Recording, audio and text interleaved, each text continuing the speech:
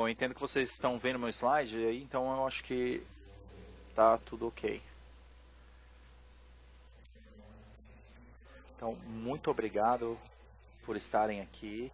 E antes de eu iniciar, eu quero estender aí alguns agradecimentos a Ronaldo, a sua equipe, pelo convite e passar um tempinho com vocês hoje, junto com os meus colegas aí da General Motors, da Brima, e coordenando tudo isso.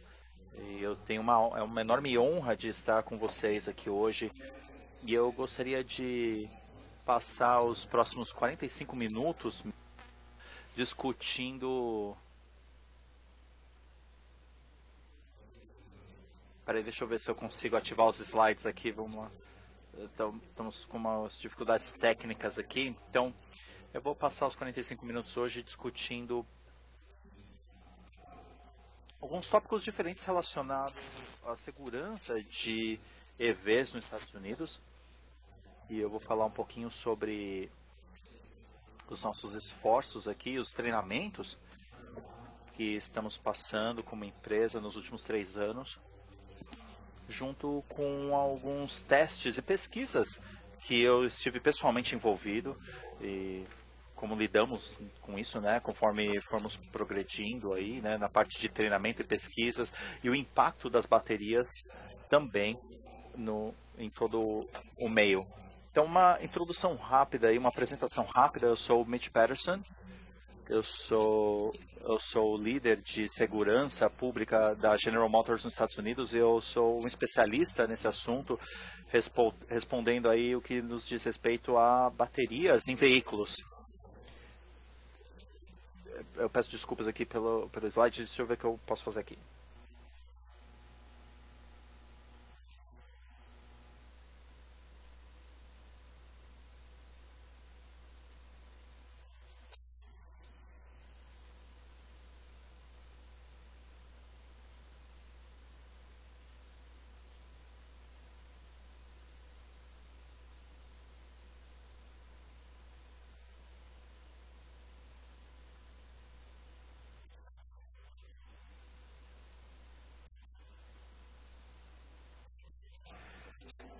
Ok, minhas desculpas aqui, dificuldades técnicas.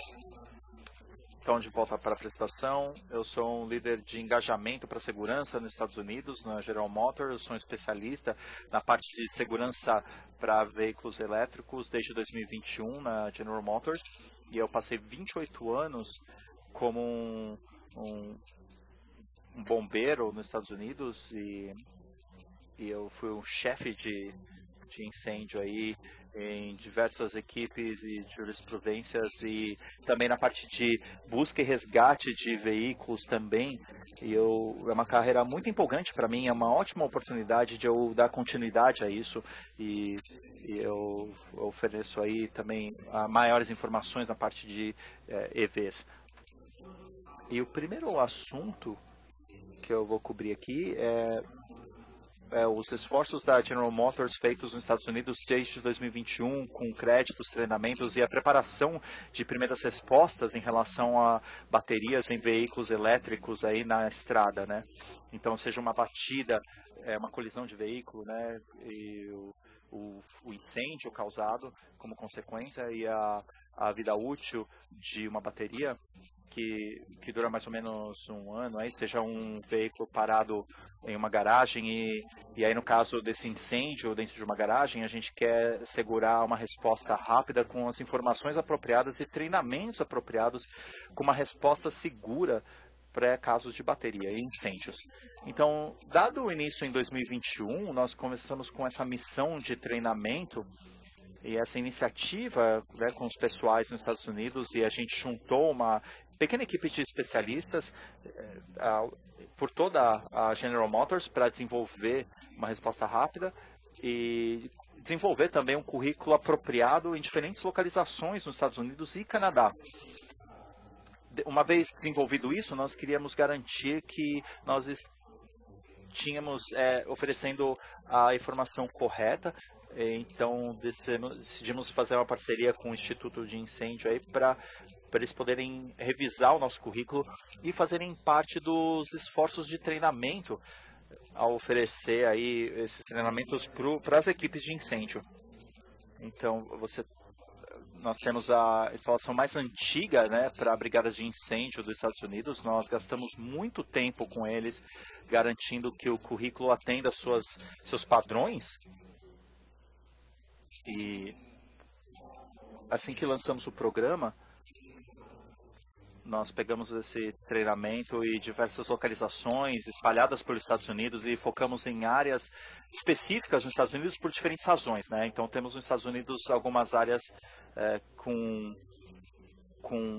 bombeiros integrais e outras nem tanto, né? Temos voluntários, temos áreas metropolitanas com alta saturação de veículos elétricos nas cidades e temos áreas nos Estados Unidos onde temos poucos veículos elétricos, e sejam áreas de agricultura e por aí vai, onde não temos muitos residentes que também possuem veículos elétricos.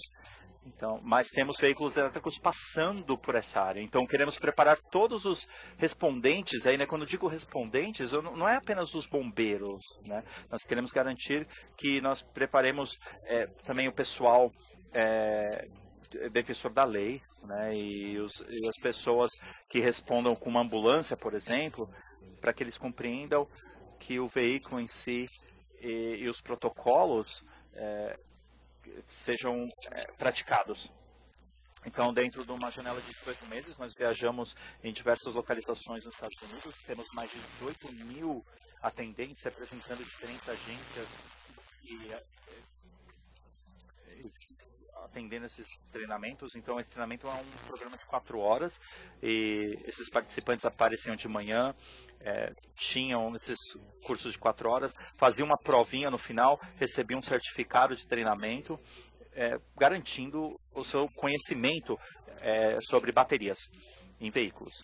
E a gente executou esses 2 dias de treinamento em cada localização, então temos um total de 4 treinamentos em cada um dos lugares que visitamos.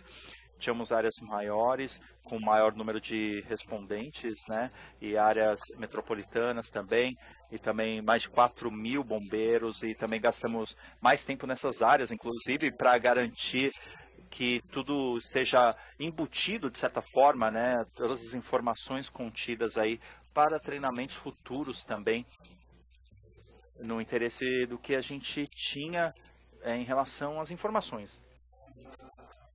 Conforme concluímos isso aí, a gente cobriu 35 localizações e decidimos que todas essas informações eram importantes e decidimos continuar a fornecer cada vez mais informações. Então fizemos um programa online também, virtual, onde os participantes podem entrar e também aprender das suas casas. E ele ainda está operacional. É um site bem visitado. E os participantes estão fazendo esse programa, né? E a gente garante que esse programa esteja atualizado sempre, conforme nós vamos tendo mais e mais EVs, né? Então a gente garante que conforme vamos aprendendo mais sobre EVs, a gente vai incluindo isso também, atualizando o programa. Obviamente nós não temos o mesmo impacto do que os outros programas, né?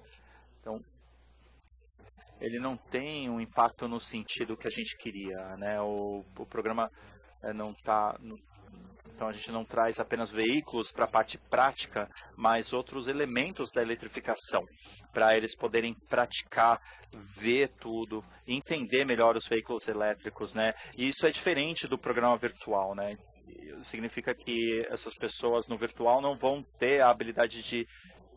Eles vão poder assistir e a gente pode economizar no caso de as pessoas não terem condições de enviar as pessoas diretamente ao local para participar do evento prático em si.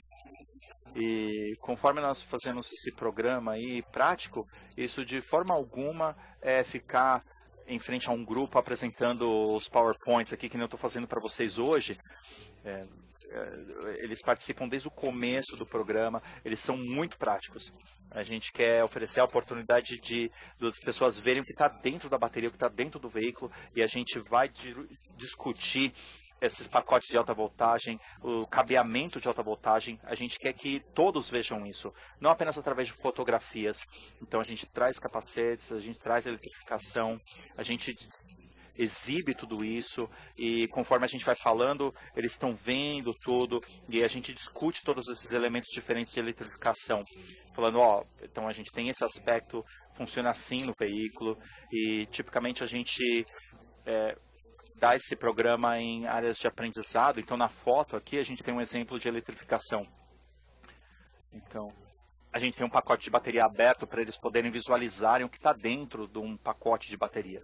E os outros componentes de alta voltagem, né, para eletrificação, o cabeamento, nós temos também um veículo elétrico completo, né, para eles poderem dirigir também e eles podem, a gente coloca num elevador para eles poderem ver a parte inferior do veículo também e ver a instalação do pacote de bateria, enfim.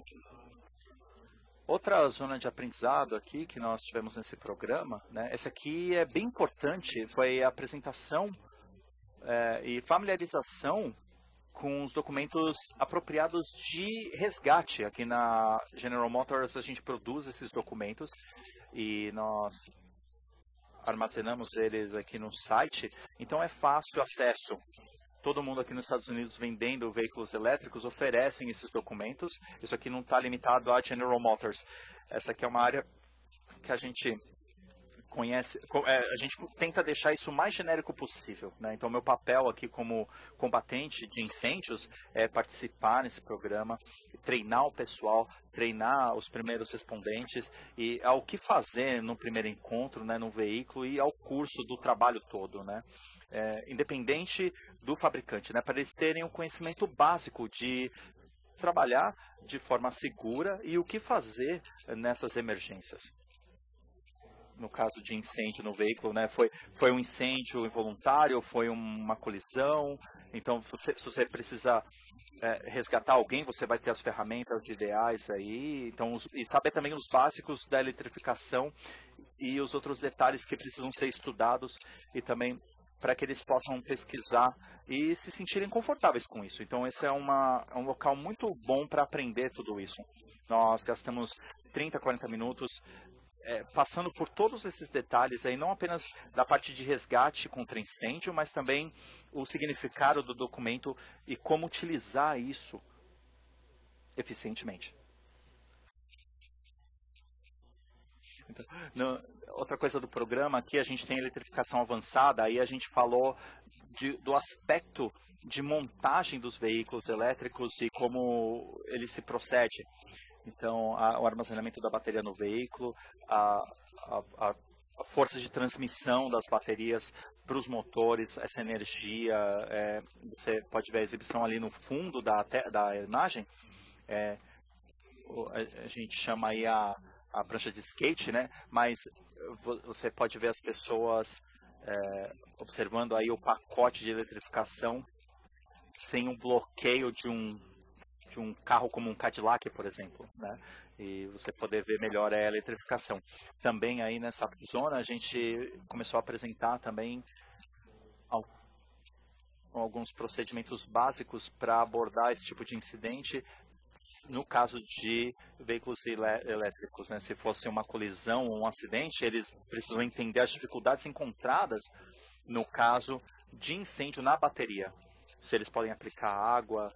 Então você tem aí a exibição para mostrar o quão fortificada e selada a bateria é e a dificuldade de colocar água dentro dela. A gente tem aqui a fotografia do skate, né? A gente leva aqui conosco, né, por todo o país e você tem uma exibição aí para eles poderem ver quais os elementos de eletrificação somados, né, num modelo sem ter o veículo como um todo montado, né? Outra sessão que a gente cobriu aqui foram incidentes envolvendo aqui esse tipo de ação. A gente já falou, a gente pode gastar bastante tempo falando sobre EVs, sobre procedimentos padrão, protocolos de resposta. situações ideais ou o que fazer ao visualizar esse tipo de veículo, mas tem alguns incidentes que não ocorrem, né? Então a gente falou sobre eles e os desafios enfrentados, né? E melhores ideias de como lidar com isso no futuro. Nessa foto em específico, você tem um pacote de bateria que foi envolvido num incidente de transporte. Não estava conectado a um veículo, mas assim num caminhão cegonha, né, sendo transportado de um lugar para o outro, né, no processo de fabricação. Então o caminhão, o veículo que estava carregando isso, se envolveu num acidente e alguns dos pacotes caíram na estrada. Esse aqui especificamente caiu na estrada e foi atingido por um veículo, foi arrastado e tinha a chance de fogo. Então a brigada de incêndio encontrou aí um incidente que não envolveu veículos elétricos, mas sim componentes de eletrificação. Nesse caso aí, um pacote de baterias que começou a queimar, né? Eles conseguiram removê-lo da estrada e abordá-lo, né, com a utilização de materiais apropriados. Mas aqui a gente tem as cinzas, né, de um pacote, né, de bateria. Então a gente também visualizou aí os desafios desse tipo de evento. Então, muitas questões de quais equipamentos a serem utilizados num evento como esse, se precisa usar alguma outra coisa, as nossas opiniões em relação à água para apagar esse incêndio. E foi feito exatamente isso, né, nesse caso, né, colocamos água para baixar a temperatura e você pode ver aqui o período em que ele estava em chamas, né, basicamente ele consumiu todos os componentes da bateria. Uma sessão importante que a gente cobriu também foi como abordar esses veículos se eles estiverem envolvidos em colisões. Então, são incidentes relacionados à resposta de colisões de veículos, né? E a gente começou a realizar cortes para resgatar pessoas. Então, eles tinham a preocupação de serem atacados por veículos, a eletrificação deles, né, e outras coisas danosas aí na parte de resgate. Nessa sessão, você pode ver no fundo aí, você tem um Hummer EV, um veículo, né? Então, você tinha aí um teste de colisão agendada. Nesse caso aqui, eu gostei dessa sessão especificamente, porque como respondente, né, eu mesmo, né, esse veículo ele replica bastante, ele tem um aspecto bem parecido com uma colisão real numa estrada. Então, você tem aí a exibição dele e a gente mostrou também as melhores práticas, né, do que buscar, como trabalhar com esses veículos, as ferramentas de eletrificação e como utilizá-las de forma seguras. Então, olhamos os diferentes elementos do veículo e se você fez o treinamento online, você pode ver a utilização correta desse veículo e a gente pode realizar atividades eletrificadas também, mostrando como usar os padrões e as práticas de resgate nesses veículos, desde que você esteja ciente aí dos componentes elétricos dentro do veículo, né? Uma das coisas mais importantes aí é reforçar o aprendizado de cada passo, né, desse treinamento e também isso tem que estar presente na parte de eletrificação e tudo tem que estar em laranja dentro do veículo, né? Então, tudo que está laranja dentro de um veículo é uma área de não toque, né? Então alguns veículos têm conectores abaixo do banco, então essas são áreas que devem ser evitadas no veículo. Em grandes danos, a gente pode ver onde o cabeamento de alta voltagem estava presente e aí eles conseguiam realizar os cortes nos veículos, cortando os pilares, janelas, portas, sem atingir esses cabos e oferecer maior dano às pessoas no veículo ou fora dele. E também a gente termina o programa com uma sessão, né? A gente tem 4 horas com os participantes, com uma conversa, a parte prática e uma oportunidade de eles poderem ver as coisas, explorar as opções. Então a gente garante esses 45 minutos para que essas pessoas façam perguntas e analisem suas anotações para qualquer coisa adicional, né, com os veículos exibidos também no fundo, né, e a gente tem uma foto aqui, a Brigada de Incêndio de Nova York aqui, né, a gente tirou essa foto, a gente sempre tenta tirar uma foto do grupo todo, né. A gente tem o código QR aqui para o nosso treinamento de EVs, você pode ver tudo que esteja lá presente lá, esse treinamento é gratuito, então esse está limitado aos primeiros respondentes, né? A gente tem os oficiais eleitos também e temos os membros do público com interesse aí nessa parte de treinamento e as respostas a incidentes de EVs, eles podem participar também, né? Então isso não está limitado apenas à brigada de incêndio e também os respondentes relacionados. Então eu quero agora mover aqui para a parte de pesquisa, né? Que é importante.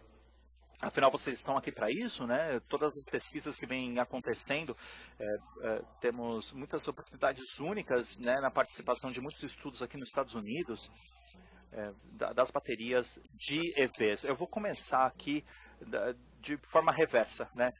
Muitas vezes, quando a gente fala de pesquisa, a gente fala da pesquisa no veículo apenas, né? Incêndios dentro dele, o que está acontecendo dentro do veículo. Primeiro eu quero falar um pouquinho desse tipo de pesquisa que eu estava envolvido aí, né, com a Brigada de Incêndio Nacional aí no Texas Austin, sobre baterias em veículos e o impacto nesses veículos envolvidos no que a gente chama de fogos adjacentes. Então, a gente começou a estudar aí o impacto na bateria de um veículo estacionado numa garagem residencial ou qualquer tipo de garagem, né? E também essa estrutura começa a pegar fogo ao redor do veículo. Qual o impacto disso, as ramificações, quantos danos podem acontecer nos componentes de eletrificação, nos pacotes de bateria. Então, isso foi conduzido apropriadamente lá em Texas Austin, né? O Chevy Bolt foi colocado dentro da estrutura na garagem, né? E aí a gente tacou fogo nisso para teste. Assim como no teste que a gente falou, né, no laboratório, esse teste teve muito teste, essa pesquisa teve muito equipamento de teste colocado dentro da garagem e a gente tinha muito interesse em ver o que acontecia quando a bateria de um veículo é exposta a um fogo externo. Então, esse veículo foi posicionado dentro de uma garagem, então a gente começou um incêndio usando diferentes produtos, né, papel, madeira, e dentro dessa garagem também a gente teve a oportunidade de incêndio e a gente tinha também diferentes produtos que foram deixados na garagem, como você encontra em qualquer garagem residencial, né, na maior parte das vezes. Então você tinha ferramentas, furadeiras e tudo mais, sabe, e também uma parede de força, né, num sistema que foi colocado lá dentro. Então o incêndio começou no nível que a gente achou ser suficiente e forneceu os resultados que a gente queria ver. Então nos fogos mais extensos você vê o ponto de início aí. Então a gente dá início ao incêndio, a gente remove o veículo, analisa, né? Porém nesse aqui a gente também analisou o tempo de resposta padrão aí da Brigada de Incêndio aqui nos Estados Unidos e quanto tempo eles levariam para apagar esse incêndio. A gente permitiu que o incêndio se estendesse a tal ponto, a gente removeu o veículo depois para maiores estudos. Esse é o veículo, depois que ele foi removido, depois da garagem, depois do estacionamento, a gente trouxe ele para fora. E os equipamentos que nós usamos para levantar e o pacote da bateria foi removido do veículo. Nós não tínhamos certeza do que esperar. Foi a primeira vez que nós vimos isso e foi a primeira vez que nós promovemos esse teste. Mas de muito interessante, você pode ver aqui o pacote de bateria, as células. Você não...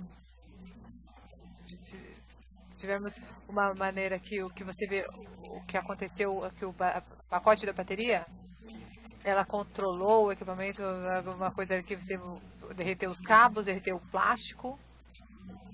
Outras do pacote foram danificados, mas internamente, quando nós abrimos o pacote da bateria, estava a maioria das partes não danificadas. E nós fizemos isso para podermos concluir que o fogo foi feito ao redor do veículo E aí ele poderia ter começado se fosse na cozinha, num banco, numa madeira, e a temperatura dessa cozinha ficou muito grande e desinflou os pneus do carro. E você pode ver que realmente teve um fogo que destruiu tudo ao redor. Porém, o pacote de bateria estava muito bem protegido num fogo que teve uma extensão muito grande do que seria considerado um fogo residencial. E esse, por exemplo, nos deu confiança de que você pode estacionar seus veículos dentro da garagem e que você, mesmo tendo um acidente que não seja causado pelo fogo da bateria, o fogo que causa um incêndio, vai causar danos estéticos, danos em geral a outros itens, mas não à célula da bateria. Esse é dentro da pacote da bateria, você pode ver alguns danos causados pelo calor, quando você vê como alguns componentes funcionam, mas de maneira geral você pode ver que não tem dano significativo às células da bateria em geral. E isso realmente seria uma assinatura.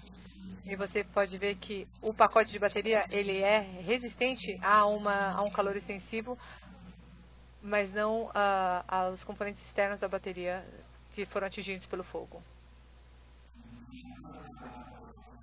E quando nós fizemos o estudo no laboratório, aqui nós estudamos todo tipo de resposta a fogo e com certeza os veículos elétricos são um dos nossos tópicos, top 10 de estudo agora. Nós fizemos estudos específicos de diversos tipos de fogo que atingem veículos elétricos. Cada uma das fases desse estudo nós usamos veículos que são veículos elétricos, que são adquiridos por diferentes meios, são trazidos para o laboratório, para um lugar que nós podemos calibrar ele, colocar ele de acordo com as condições que queremos estudar. E as tentativas foram feitas para engatilhar diferentes fontes de fogo. Então, nós entendemos que nem todo fogo que é causado num veículo elétrico, ele vem da bateria.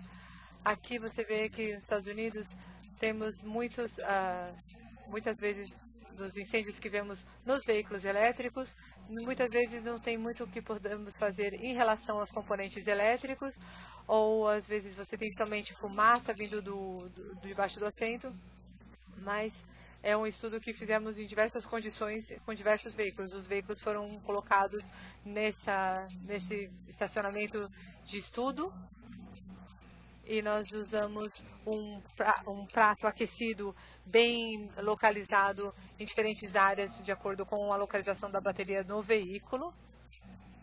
E tentamos aquecer as baterias numa temperatura suficiente para causar um fogo.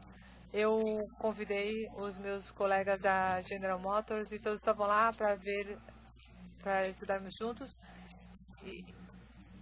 E eles puderam ver que não é um processo muito rápido, porque quando você tenta começar um incêndio por um aquecimento de placas, ele realmente demora mais tempo. Então, as primeiras duas fases foram focadas em estudar realmente a performance e o comportamento das baterias desses veículos elétricos em diferentes fontes de incêndio ou fontes de calor. Isso era mais para trazer dados suplementares para esse estudo. E entendemos que eles também são desenhados para nós desenvolver táticas e procedimentos e equipamentos para serem soluções ou possíveis soluções para incêndios começados ou que envolvem veículos elétricos. Esse é o propósito da terceira fase. Especificamente, eu vou falar dela no segundo, mas como você pode ver aqui nesse slide, isso é uma vista da câmera do quarto de segurança do laboratório. E tem um número diferentes de câmeras, diferentes de leituras, enquanto nós nós ficamos assistindo desde o momento que o fogo começou e olhamos, é uma oportunidade para nós aprendermos o que acontece com esses veículos quando você tem essas baterias dentro deles. E aí começamos a ver pequenos sinais de liberação de calor. E aí, idealmente, quando você tem que ter um escape de temperatura na parte de trás do carreiro, mas então nós podemos analisar desde o começo do aquecimento até o pico de calor. Você também tem que ter atenção em relação à liberação de fumaça, a quando você vai colocar as águas e qual tipo de material e água você usa para extinguir esse fogo. Então nós coletamos o maior número de dados possíveis nesse laboratório e os parâmetros com o maior número de dados necessários.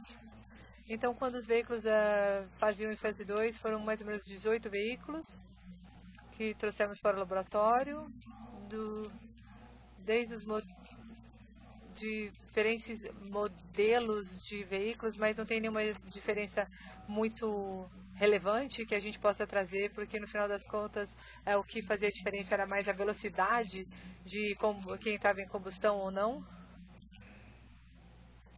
O que eles estavam usando embaixo do veículo para segurar, mas em geral nós vimos que todos eles tiveram um comportamento similar. Aqui está tudo salvo nas câmeras de segurança que nós fizemos a filmagem, e nós podemos fazer um quadro a quadro para entender o que aconteceu em cada momento da queima da bateria até a queima total da bateria. Desde o momento de liberação de temperatura até a destruição completa deles. E os processos de gás e fumaça.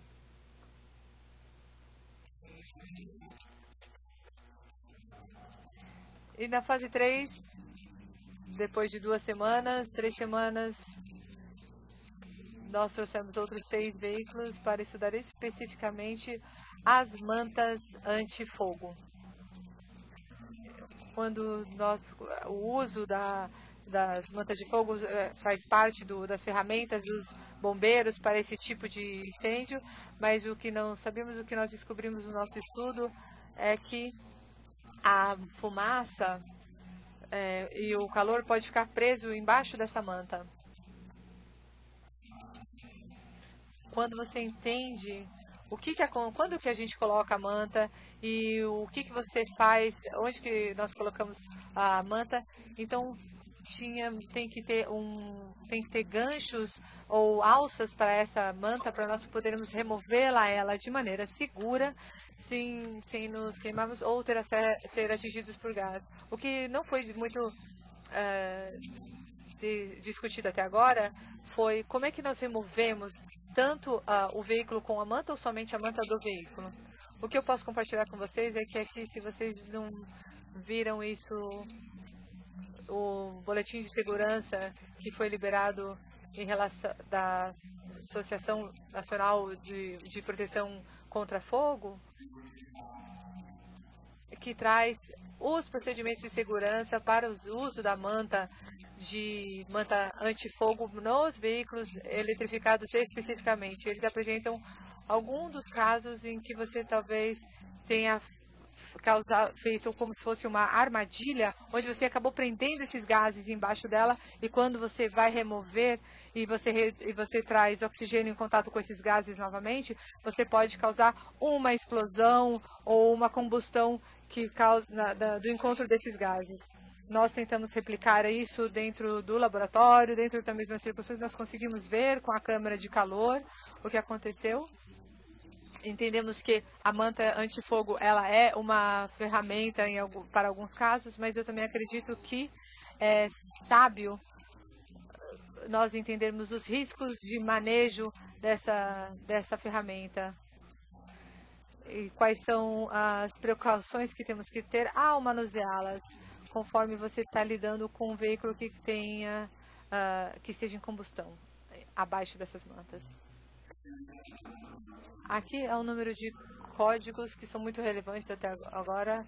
Nos padrões dos Estados Unidos, a fabricação de códigos padrão, elas são importantes em qualquer indústria. Então, qualquer coisa que tenha esses códigos que são produtos inflamáveis, eles sempre estão desenvolvendo os novos códigos para quando você tem novos produtos que são inflamáveis aqui nos Estados Unidos, principalmente para veículos elétricos. Então, esses são os códigos mais relevantes que você pode ver.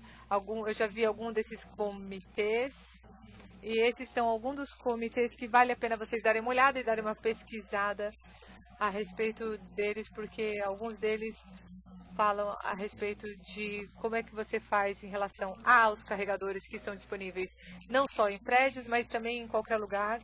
Então, as partes de estrutura, onde você tem que ver, você vai andar de mão dadas com o código prévio que eu dei para vocês, e quais são os procedimentos mais seguros para você localizar, instalar e carregar os seus veículos dentro de estruturas de edificações.